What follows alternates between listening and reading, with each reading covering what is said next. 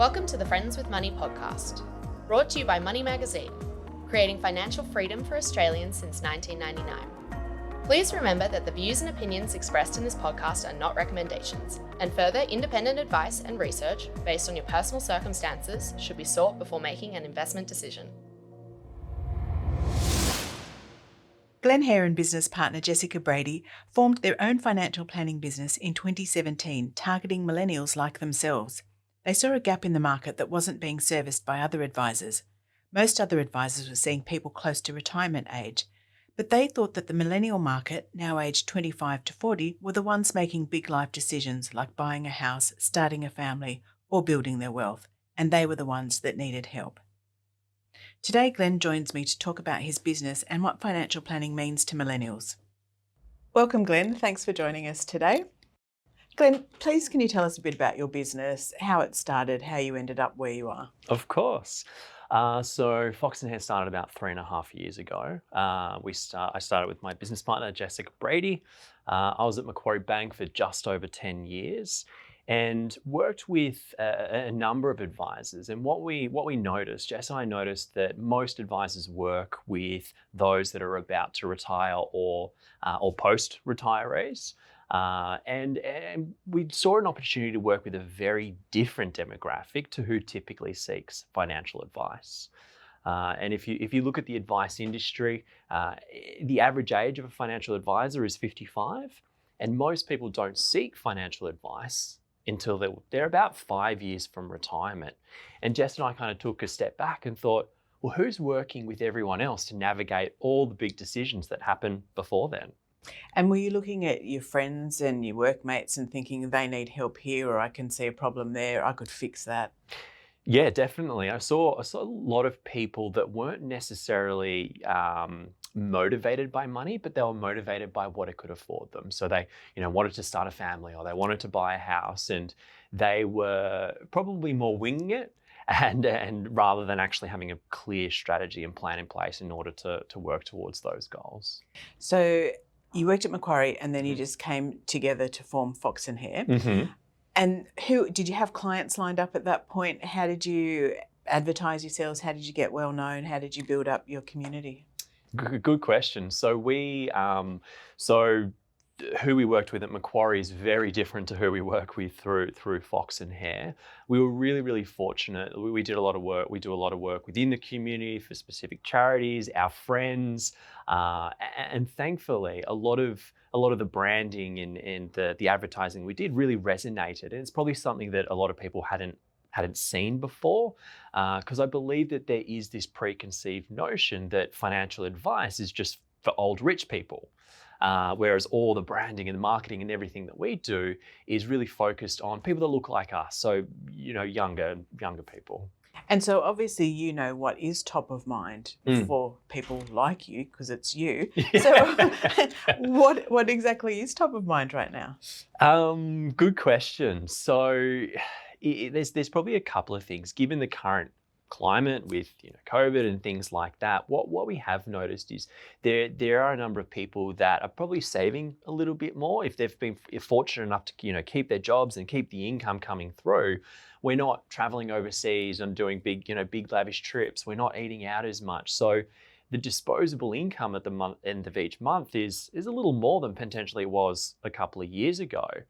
And one of the key themes, a couple of the key themes that comes through over and over again when talking to our member base is, they reached out in the first place because they had savings and they weren't really sure what to do with it. And they weren't doing anything because they were worried about making the wrong decision. So they made no decision. And then the second thing is they know that they want to make their money work harder, but they're just not sure how. And in terms of what they're making that money work harder towards, it's, buying their first home, buying their first investment property, working towards building a passive income, looking at, starting a family, and potentially have a number of members that, want to, start their own business in time to come. So if we look at those things separately, when it comes to property, how are millennials feeling about property? Because we hear that it's really unaffordable for a lot of people to buy a home in the big cities like Sydney. So what's happening with your client base? So the way that we approach it, I mean, again, it is very much case by case. We have a number of members that have work in the tech industry, companies like Google and Atlassian and LinkedIn, and they've actually done incredibly well. So they've been able to kind of get on that property ladder, particularly in recent months with I guess COVID really catapulting the tech industry. For the broader community, it's about kind of building blocks. So if we're not able to buy, an apartment here in, let's just say inner city Sydney, Surrey Hills, where you're going to spend about $1 million on a one, or maybe if you're lucky, a 2-bedroom apartment, it's about building the blocks to enable you to get there at some point, if that is the goal. And that could potentially be an investment property in another capital city, or that could be building out a stock portfolio, ensuring that our money is working harder than what it would be in a bank account. But summarizing all of that, it's about setting a really clear strategy and sticking to it. Because if we don't set that really clear strategy, then how are we going to know when we're going to be where we want to be? And are millennials really concerned about property? Is it top of mind? Definitely. Property comes up in most of my conversations. That's because generally people default to property. I love real property. I'm personally invested in real property, but I also look at investing in shares and managed funds, and also obviously have a nice cash buffer and things like that. So it's for a lot of millennials, sometimes it's looked at as the only option rather than looking more broadly. And is rent vesting a thing in this cohort? Definitely. So I was literally speaking to a member this morning. They live in the eastern suburbs. They live in a property that if they bought would cost them about $3 million. Rent in Sydney, in comparison to the actual value of the property, is relatively low in comparison to some of the other capital cities. So the conversation that we're having with them, and they have 2 small children as well, so they need the space. So they're going to rent in the east where they enjoy living, where their family is, but they're actually looking to buy a house up in Brisbane to make sure that, again, the money that they have saved is not just sitting in a bank account, it's working harder, but they are living where they do want to. And what sort of percentage of your clients knows much about investing in the stock market or investing in managed funds? Or very few. So very few people reach out to us that have built out a stock portfolio or have built out, a portfolio of exchange traded funds or managed funds. And if they have, they almost frame it as, oh, we've dabbled, or we've tried, or we've put a little bit in, without a lot of structure around it.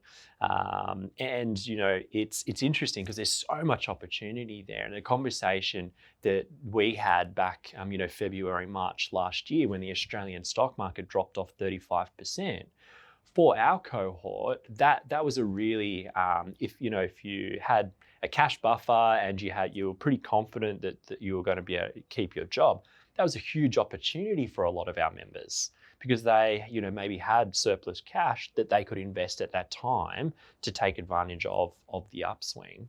And so something like that happens, you see that, shares are selling at a discount. How do you let your members know? Phone call. We called every single member that we believe was in a position to take advantage of this. And look, that does come with a degree of risk.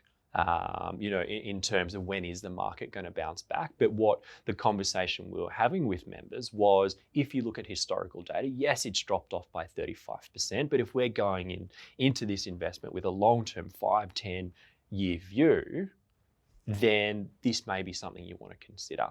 The caveat to that being always making sure that we have a nice cash buffer. We'd want to make sure that they felt pretty confident that they weren't going to lose their job. And also, if we are making this investment, what goal does that specifically tie to?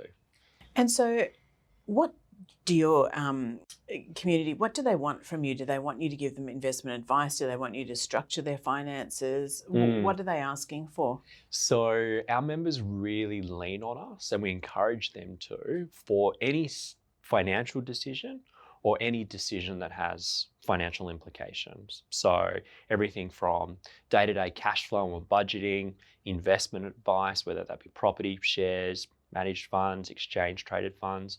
We're reviewing their superannuation. We're helping them with their personal insurances. We're looking at tax minimization strategies. So the way that we phrase it is we look at every aspect of your financial world and work out how do we drive towards the goals. And that's the important piece, right? Is it buying the house? Is it starting a family? Is it generating a passive income? They're the goals. And then we work out together with the member which, the different strategies, talking through the pros, the cons, the risks, the potential returns to formulate the game plan. And how often do you need to be in touch to make sure people are on track?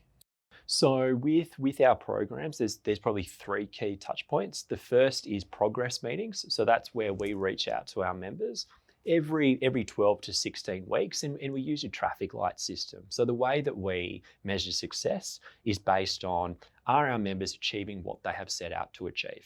Are they green? Are they on track? They're going to achieve what they've set out to achieve.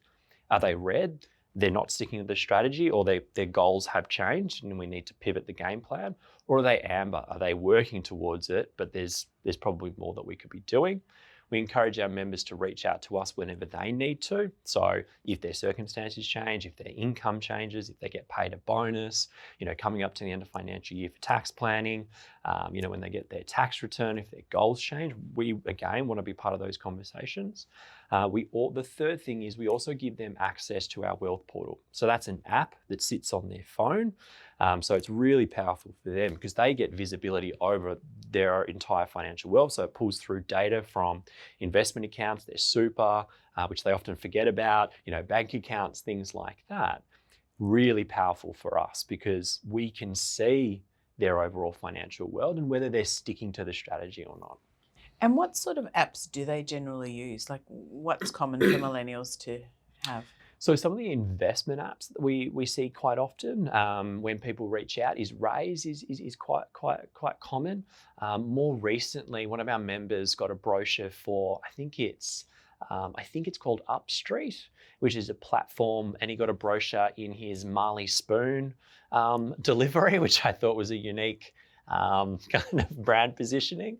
Also, spaceships is another one from a super perspective. So these apps look amazing, but they certainly have their benefits. But one thing that I always bring up in conversation is awesome. Let's explore these, but you need to make sure you understand what it is your money is actually being invested in. And I guess in this age group, there's a lot of relationship issues, like people getting together, people splitting up and so on. Is that a big thing that you see with your clients? Definitely. So one of our best referral partners is a relationship counsellor, because her belief is if people actually spoke about their finances and their financial world, they'll actually be just far happier in their personal relationships. And the thing is, in terms of whenever we're working with a couple, we always mandate that both individuals come to each session. In a household, generally speaking, there is one member of the relationship that's probably more hands-on when it comes to the financial perspective, and that's totally okay. But we need to make sure that the couple, both individuals, are on the same page. And if one person was only coming to the meeting and then they had to relay what was discussed to the other, it creates the Chinese whispers challenge. And what sort of challenges are there when you've got a client as a single person and then they're starting to see someone else and they've got to maybe combine money or accommodation or whatever it is? Yeah, we do. Given the demographic, we do see this quite often. And in some circumstances, we've been working with an individual for a period and working on their goals and their strategy. And then the relationship that they're in gets a little bit more serious, and we start talking about family and marriage and potentially buying a house together. At that point, we have a conversation around, okay, a lot of your goals now are joint goals. Therefore, we need to start thinking about your finances at a household level, because there are specific strategies and there are ways to optimize finances at a household level to drive towards those goals. And then therefore the chance of success would be far, far greater. And I guess a lot of people probably think that, making wills and getting your estate planning in order is something for when you're much older. Totally. But you probably don't.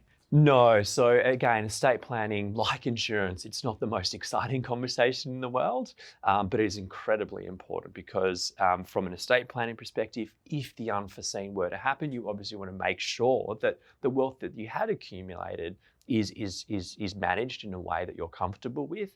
And even from an insurance perspective, and I'll just use income protection as an example, when we're younger, that's probably more likely when we will actually need it, because we're taking out big mortgages, we're starting a family, we've got a lot of obligations. Therefore, we want to make sure that if something were to occur, our household wasn't completely disrupted. And what about in case you split up? How do you look at a couple and sort of prepare them for, what might eventuate? Interestingly, given the demographic we work with, there's a lot of coming together. We have had a few split up as well, unfortunately, but it's about having a pragmatic conversation around, okay, well, how have we built our wealth? What does it look like? What pieces of our overall wealth does one person want to keep and the other one want to keep? And I think the overarching comment to that would trying to keep a level head. Because if things do get a little bit more challenging, it can be quite a costly exercise. And so when a client comes to you and they've maybe been referred or whatever, do they know what you can offer them? Generally, no. So most people, I reckon about 95% of people that reach out to us have never seen a financial advisor before. And I can even see it on their face when first having that casual conversation over a coffee. They're unsure as to whether this is the right step for them. So for us, it's about creating that safe space and really educating on, the areas that we can specifically add value based on their circumstances. But the reason why people reach out to us is because they know they should do something, or they've gotten to a point where they've kind of set a foundation and they're at a point where they're like, okay, I want to take it to the next level. And are there any particular challenges that this demographic has that perhaps baby boomers or Gen Xers haven't? So often finance is one of those things, or getting one's financial world sorted is one of those things that's very easy to put on the back burner. So I do see a lot of people prioritize the travel, the new car, the paying the high levels of rent to live in an area that they love. And some people are concerned when they reach out to us that we're going to say, oh, you can't do that anymore. No more travel, no more, you've got to move, to a different location, things like that. That's not the conversation. But what we need to do is find a little bit more balance to make sure that, we're enjoying our lives now, but not to the detriment of the future. And do you think that Gen Ys have got a harder time economically than predecessors? Good question. Not necessarily, because, yes, property prices are going up, but there is obviously opportunity in kind of the stock market as well, and everyone's running their own race. Like from a financial perspective, everyone's running their own kind of financial journey as well. I think comparing us to previous generations probably won't do us any good. I think it's just about going, okay, well, where are we today? What do we have at our disposal? What does our household income look like? What are our goals? And then working based on what we do know. Thank you very much. Thank you. I hope you enjoyed this episode of Friends with Money. Millennials is the focus of the August 2021 issue of Money magazine. You can get your copy at newsagents and supermarkets, or order a copy online at magshop.com.au. Thanks for listening to the Friends with Money podcast. For credible, independent, and easy to understand financial commentary, visit moneymag.com.au. Please keep in mind that the information discussed in this podcast is general in nature and does not consider your personal circumstances. Reliance should not be placed on any of the content without further independent financial research and advice.